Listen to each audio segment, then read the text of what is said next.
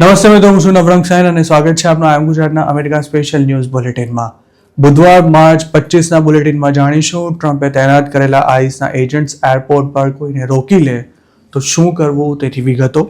જોઈશું અમેરિકામાં દારૂ પીને અકસ્માત કરનારો એક ગુજરાતી 6 મહિના બાદ કેમ સલવાયો તેના સમાચાર, તેમજ અમેરિકામાં સ્ટોર્સમાં જોબ કરતા 4 ગુજરાતીઓની કયા આરોપમાં ધરપકડ કરાઈ છે તેની માહિતી, અને વોશિંગ્ટન સ્ટેટમાં લીકર સ્ટોર ચલાવતા એક અય્યાશ ઇન્ડિયન પર કેમ $7.5 લાખ બોન્ડ મુકાયો તેના સમાચાર. છેલ્લે ઈરાન સામે યુદ્ધ શરૂ કર્યા બાદ ટ્રમ્પના એક પછી એક માસ્ટર સ્ટ્રોક્સનું કેમ સુરસુર્યું થઈ રહ્યું છે તેની વાત આજના આ બુલેટિનમાં. ટ્રમ્પ એડમિનિસ્ટ્રેશને 14 મોટા એરપોર્ટ્સ પર આઈસના એજન્ટ્સને તૈનાત કરી દીધા હોવાથી અનડોક્યુમેન્ટેડ ઇમિગ્રન્ટ્સ હાલ ટ્રાવેલ કરવું કે નહીં તેને લઈને મૂંઝવણમાં મુકાયેલા છે. સાથે જ જે લોકો પાસે ગ્રીન કાર્ડ કે પછી લીગલ સ્ટેટસ છે તેમને પણ એવા સવાલ થઈ રહ્યા છે કે જો આઈસના એજન્ટ્સ એરપોર્ટ પર રોકે તો શું કરવું.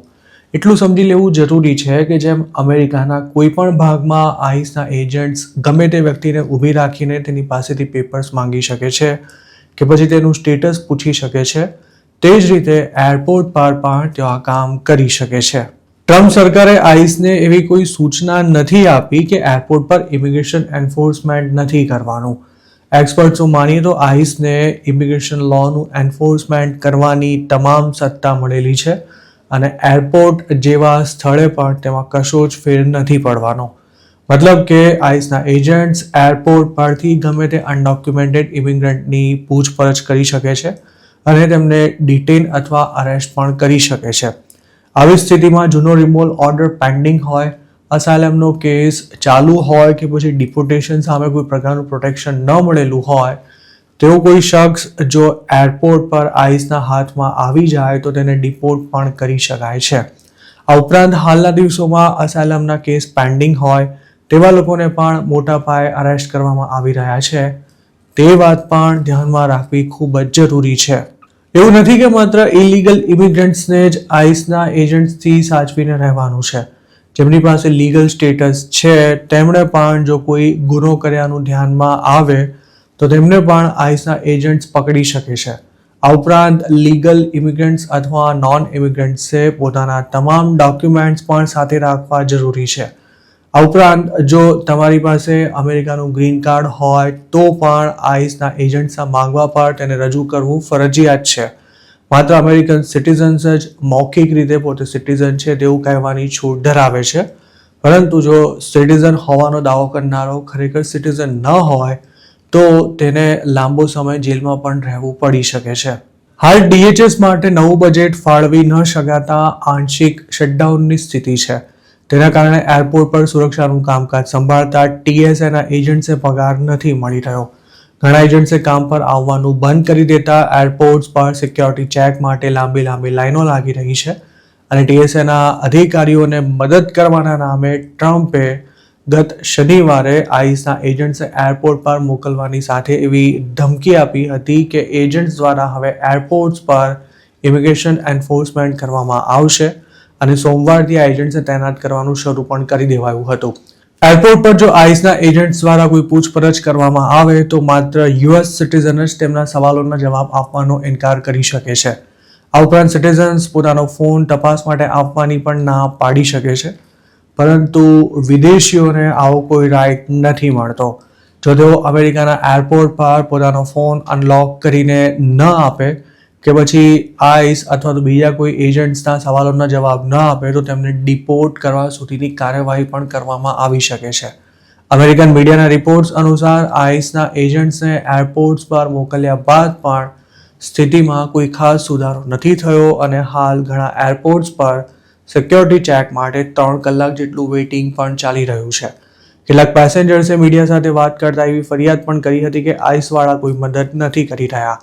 હાલ અમેરિકાના મોટા એરપોર્ટ્સ પર અફરાતફરી ભર્યો માહોલ છે. તેવામાં આઈસ પાસે ટેકનિકલી જોઈએ તો કોઈ ઇલીગલ ઇમિગ્રન્ટ્સને શોધવાનો કે પછી તેમની પૂછપરછ કરવાનો સમય જ નથી.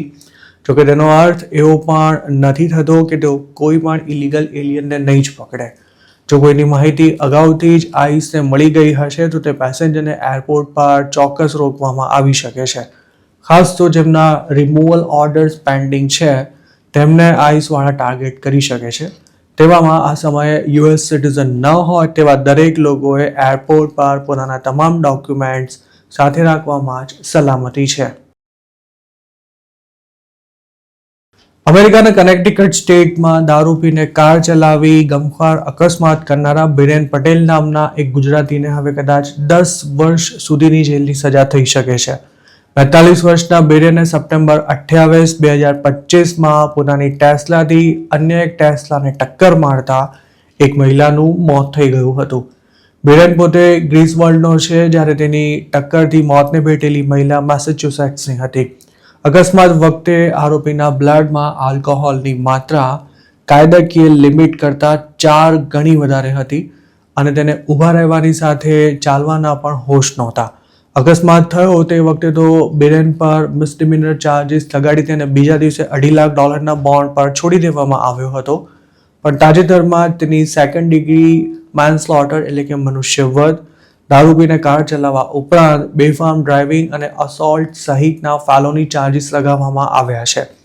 જો આરોપો કોર્ટમાં સાબિત થશે તો બિરેનને 10 વર્ષ જેટલો સમય જેલમાં વિતાવવો પડી શકે છે.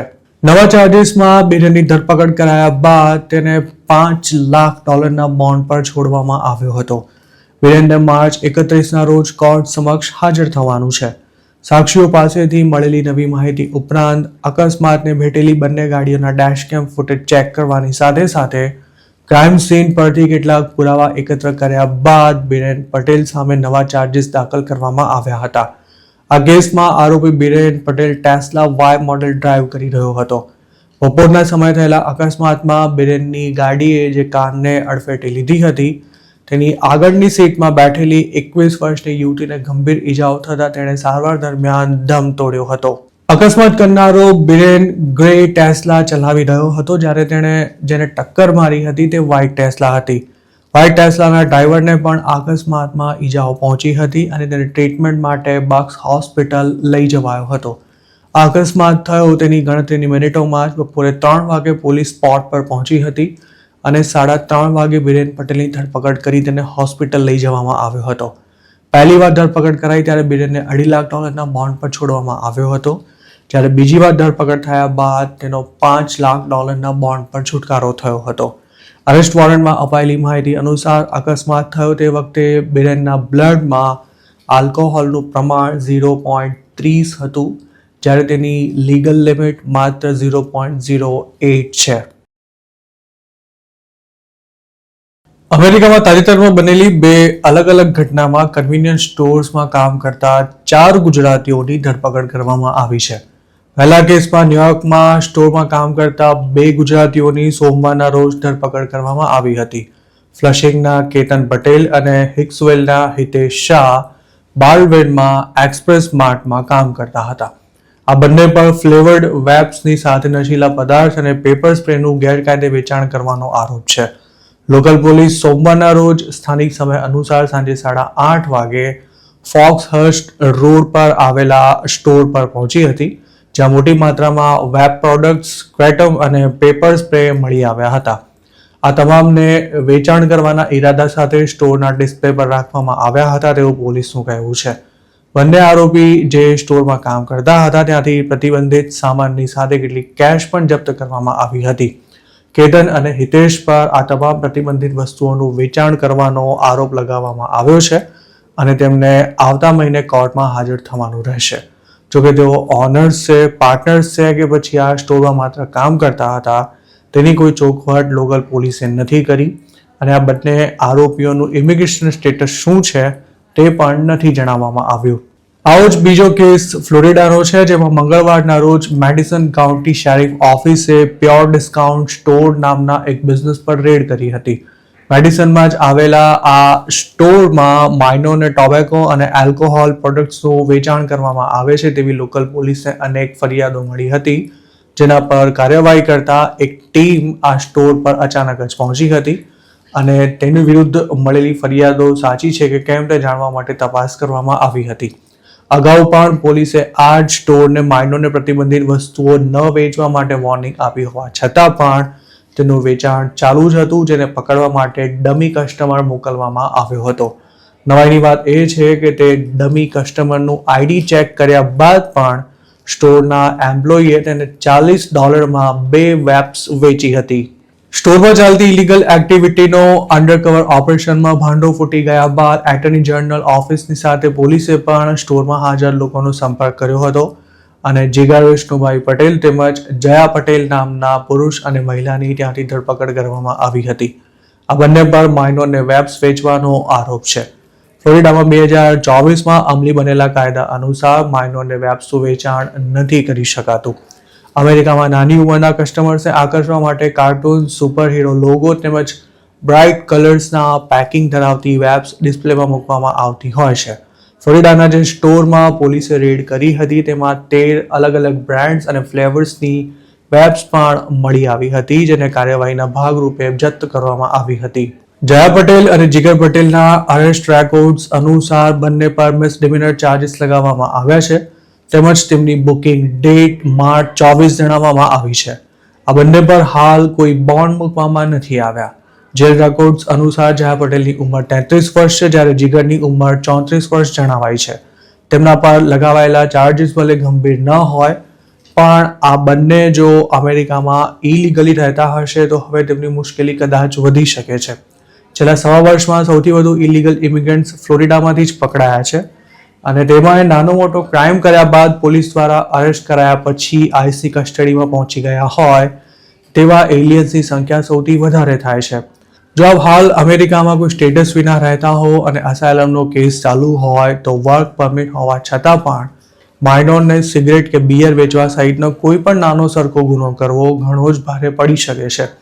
આવા કેસમાં પોલીસ મોટાભાગે ડમી કસ્ટમર્સને મોકલીને આરોપીઓને પકડતી હોય છે, જેથી કોઈ પણ શંકાસ્પદ કસ્ટમરને ટોબેકો અથવા આલ્કોહોલ પ્રોડક્ટ્સનું વેચાણ કરતા પહેલા તેનું આઈડી ચેક કરવું ખૂબ જ જરૂરી છે.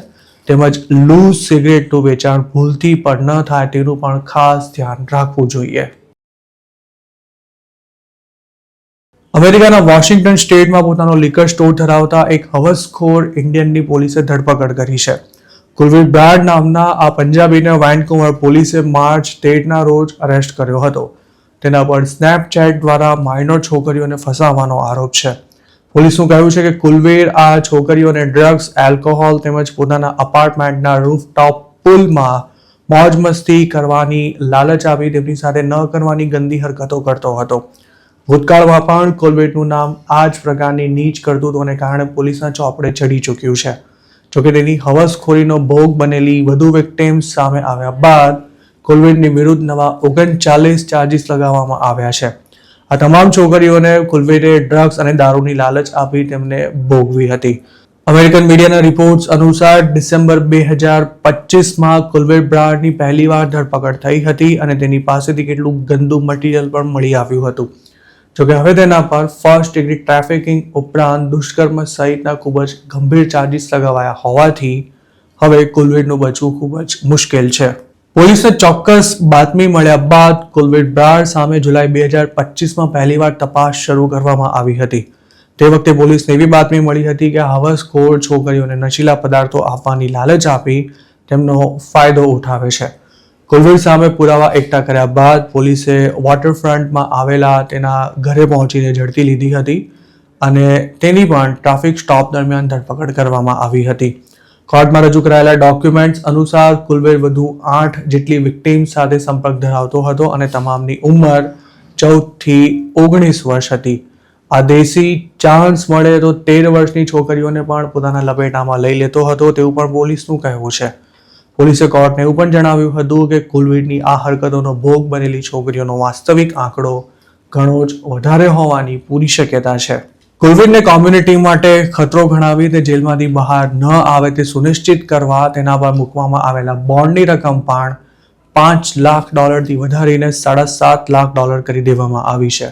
કોર્ટ રેકોર્ડ્સમાં એવું પણ જણાવાયું છે કે જુલાઈ 4, 2025ના રોજ ઓરેગનના ડિપાર્ટમેન્ટ ઓફ હ્યુમન સર્વિસીસે વેન્કુવર પોલીસને એલર્ટ કરતા કુલવીરની માહિતી આપી હતી. તે વખતે 15 વર્ષની એક છોકરીએ મોલી નામના કોઈ શખ્સે વીડ પેન્સની લાલચ આપી ગાડીમાં પોતાની સાથે ગંદુ કૃત્ય કરાવ્યું હોવાનું પોલીસને જણાવ્યું હતું. કુલવીર મોલીના નામે જ પ્રોફાઇલ બનાવી સ્નેપચેટ પર એક્ટિવ રહેતો હતો, જે છોકરીઓને ત્યાં એપ મારફતે ફસાવતો હતો, તેમના ખોટા વખાણ કરી તે વાતચીત શરૂ કરતો હતો અને પછી પોતાની અસલ કરતૂતો પર ઉતરી આવતો હતો. કુલવીર છોકરીઓને એવું પણ કહેતો હતો કે પોતે બોન્ડોક્સ લીકર પ્લસ નામના સ્ટોરનો ઓનર છે અને વેનકુવરના વોટરફ્રન્ટમાં રૂફટોપ પુલ ધરાવતા ઘરમાં રહે છે. તેના ઘર પર પોલીસે રેડ પાડી ત્યારે કોન્સર્ટેડ પીલ્સ સહિતની જાતભાતની વસ્તુઓ મળી આવી હતી, જેનાથી કુલવીર બ્રાર કયા પ્રકારના શોખ ધરાવે છે તે પણ કન્ફર્મ થઈ ગયું હતું. ઈરાન પર હુમલો કરીને ટ્રમ્પે જાણી જોઈને પોતાના રૂઆબના ધજાગરા કર્યા હોય તેવી સ્થિતિ સર્જાઈ છે. તેવામાં આ વોરને કારણે ઈરાનને હવે $14 બિલિયન મસ્ત મોટો ફાયદો થાય તેવી શક્યતા છે. અત્યાર સુધી રશિયા અને ઈરાન પર અનેક પ્રકારના પ્રતિબંધો તેમજ નિયંત્રણો મૂકી ટ્રમ્પ તેમનું ગળું દબાવી રહ્યા હતા, પણ ઈરાન વોરમાં પોતાના ફરતે ગાડીઓ કસાતા ટ્રમ્પને આ બંને દેશોના ક્રૂડ પરના પ્રતિબંધો હળવા કરવાની ફરજ પડી છે. ટ્રમ્પ એડમિનિસ્ટ્રેશને તાજેતરમાં જ ઈરાનના લગભગ 140 મિલિયન બેરલ જેટલા ક્રૂડ ઓઇલના જથ્થાને ગ્લોબલ માર્કેટમાં વેચવા માટે હંગામી મંજૂરી આપી દીધી છે. આ ક્રૂડ ઓઇલનું વહન કરી રહેલા ટેન્કર્સ હાલ દરિયામાં જ છે અને અમેરિકાએ આ ક્રૂડને વેચવા માટે મંજૂરી આપતા હાલના ભાવે ગણીએ તો ઈરાનને $14 બિલિયન જેટલી આવક થવાની ગણતરી છે. આ યુદ્ધ અને ઈરાન સામે મૂકવામાં આવેલા નિયંત્રણોનો ઉદ્દેશ દેશને આર્થિક રીતે કંગાળ કરી નાખવાનો હતો, પણ હવે અમેરિકા તેમાં એવું ભેરવાયું છે કે ગ્લોબલ એનર્જી ક્રાઇસિસને ખતમ કરવા માટે ઈરાનના ક્રૂડ પરના પ્રતિબંધો હળવા કરવા સિવાય તેની પાસે કોઈ છૂટકો નથી રહ્યો. ઈરાન સામે યુદ્ધ શરૂ કરાયું છે ત્યારથી જ ક્રૂડના ભાવ ભડકે પડી રહ્યા છે. આ જ કારણે ટ્રમ્પને નમતું જોખવાની ફરજ પડી હોય તેમ તેમણે ગત રવિવારે ઈરાનને 48 કલાકનું અલ્ટિમેટમ આપ્યા બાદ સોમવારે સવારે ઈરાન સાથે વાતચીત ચાલુ હોવાનું જાહેર કરી આખી દુનિયાને ચોંકાવી દીધી હતી. જોકે હવે ઈરાનને $14 બિલિયન ફાયદો થવા જઈ રહ્યો છે, ત્યારે ડોનાલ્ડ ટ્રમ્પ માટે આ નિર્ણયનો બચાવ કરવાનું મુશ્કેલ થઈ રહ્યું છે. અમેરિકાના આ નિર્ણયે એ સાબિત કરી દીધું છે કે હોર્મુઝને ચોક કરીને ઈરાને ટ્રમ્પને પોતાના તેવર ઢીલા કરવા માટે મજબૂર કરી દીધા છે. ટ્રમ્પના વિરોધીઓ હવે એવા પણ આક્ષેપ કરી રહ્યા છે કે યુદ્ધ ચડેલા અમેરિકાના પ્રેસિડેન્ટ હકીકતનું ભાન થતાં ઈરાનને ક્રૂડ વેચવા માટે કગરી રહ્યા હોય તેવી સ્થિતિ જોવા મળી રહી છે. ટ્રમ્પ માટે ઈરાન ઇકોનોમિક અને પોલિટિકલ લાયબિલિટી બની રહ્યું છે. હાલ અમેરિકામાં ગેસની નેશનલ એવરેજ પ્રાઇસ $3.95 પ્રતિ ગેલન સુધી પહોંચી ચૂકી છે. હજુ મહિના પહેલા જ આ ભાવ $3 નીચે હતા. ગેસ અને ડીઝલના ભાવ નીચે લાવવાનું ટ્રમ્પ પર ભારે પ્રેશર છે, કારણ કે તેઓ આ યુદ્ધને જસ્ટિફાય કરવાના અત્યાર સુધી જે બહાના બનાવી રહ્યા હતા તેના પર હવે અમેરિકાની પબ્લિક હસી રહી છે. તેમના ટ્રેઝરી સેક્રેટરીએ NBC ન્યૂઝને આપેલા એક ઇન્ટરવ્યુમાં એવું જણાવ્યું હતું કે ઈરાનનું 140 મિલિયન બેરલ ક્રૂડ માર્કેટમાં ઠલવાશે તો ક્રૂડના ભાવ પણ ઘટશે અને તેનાથી અમેરિકાને ઈરાનમાં પોતાનું ધાર્યું કરવામાં વધારે સમય મળી જશે. જોકે ટ્રમ્પના આ નવા દાવથી ક્રૂડની કિંમત કેટલી ઘટશે તે ખુદ ટ્રમ્પ પણ નથી જાણતા અને તેનાથી ઈરાનને જે આર્થિક ફાયદો થવાનો છે તેનાથી તે યુદ્ધમાં મજબૂત નહીં બને તેની પણ કોઈ જ ગેરંટી નથી. ઈરાનિયન ક્રૂડનું સૌથી મોટું ખરીદદાર ચાઇના છે. આ ક્રૂડનું ટ્રાન્સપોર્ટેશન ભૂતિયા ટેન્કર્સ દ્વારા થાય છે, જેને ટ્રેક કરવા મુશ્કેલ છે અને ઓઇલના બદલામાં ચાઇના જે પેમેન્ટ કરે છે તેને ટ્રેક કરી બ્લોક કરવું પણ અમેરિકા માટે ખાવાના ખેલ નથી. આ ઉપરાંત હાલ ઈરાનનું કેટલું ક્રૂડ દરિયામાં છે અને કેટલું અન્ય દેશોમાં ડાયવર્ટ થઈ ગયું છે તેનો પણ કોઈ ચોક્કસ ડેટા અવેલેબલ નથી. ચાઇના સિવાય ઈરાન, નોર્થ કોરિયા, ક્યુબા અને રશિયાએ પચાવી પાડેલા યુક્રેનના કેટલાક ભાગોમાં પણ ક્રૂડની નિકાસ કરે છે. અમેરિકાના ટ્રેઝરી સેક્રેટરીએ તો એવા પણ દાવા કર્યા છે કે ઈરાન ક્રૂડ વેચીને જે કમાણી કરી શકે છે તેના ટ્રાન્ઝેક્શન્સની વિગતો મેળવી તેને બ્લોક કરી દેવાશે. પણ મુદ્દો એ છે કે જો આમ જ થવાનું હોય તો ઈરાન એટલું પણ મૂર્ખ નથી કે તે પોતાનો ક્રૂડ કોઈને વેચે, અને જો ક્રૂડનું વેચાણ જ ન થાય તો ક્રૂડના ભાવ નીચે આવવાના તર્કનો પણ છેદ ઉડી જાય છે. આખી દુનિયા અને ખુદ ડોનાલ્ડ ટ્રમ્પ પણ જાણે છે કે ઈરાન સામે જંગ છેડ્યા બાદ તેમની હાલત ગળામાં હાડકું ફસાયું હોય તેવી થઈ ગઈ છે. તેઓ પોતાના દરેક નિર્ણય કે પછી બહાનાને માસ્ટર સ્ટ્રોક સાબિત કરવા માટે મથી રહ્યા છે, પણ અત્યાર સુધી તેમણે જે તિકડમ ચલાવ્યા છે તેનું કોઈ ચોક્કસ પરિણામ નથી મળી શક્યું અને આ યુદ્ધમાં ઈરાન અમેરિકાને વાંકા વળવાની ફરજ પાડી રહ્યું હોય તેવું દેખાઈ રહ્યું છે. સોમવારે ટ્રમ્પે કહ્યું હતું કે ઈરાન સાથે વાતચીત ચાલુ છે અને એટલે જ પોતે તેને 5 દિવસનો સમય આપી રહ્યા છે. ત્યારે ઈરાને ટ્રમ્પને જવાબ આપતા એવું કહ્યું હતું કે અમેરિકા સાથે આવી કોઈ જ વાતચીત નથી ચાલી રહી. એટલું જ નહીં, જો અમેરિકાએ ઈરાનના પાવર પ્લાન્ટ સહિતના ઇન્ફ્રાસ્ટ્રક્ચર પ્રોજેક્ટ્સ પર અટેક કર્યા તો ઈરાન પણ અમેરિકાના લશ્કરી થાણા ધરાવતા પોતાના પાડોશી દેશોને ટાર્ગેટ કરશે તેવી ધમકી પણ આપવામાં આવી હતી.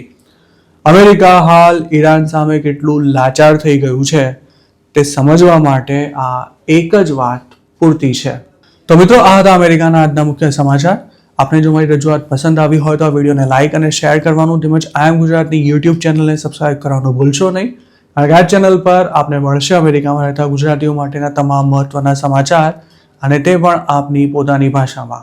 આપ જો મારી સાથે કોઈ ટિપ શેર કરવા માંગતા હો તો હાલ સ્ક્રીન પર દેખાઈ રહેલા વોટ્સએપ નંબર પર પણ અમારો સંપર્ક કરી શકો છો. આપની ઓળખ ગુપ્ત રાખવામાં આવશે.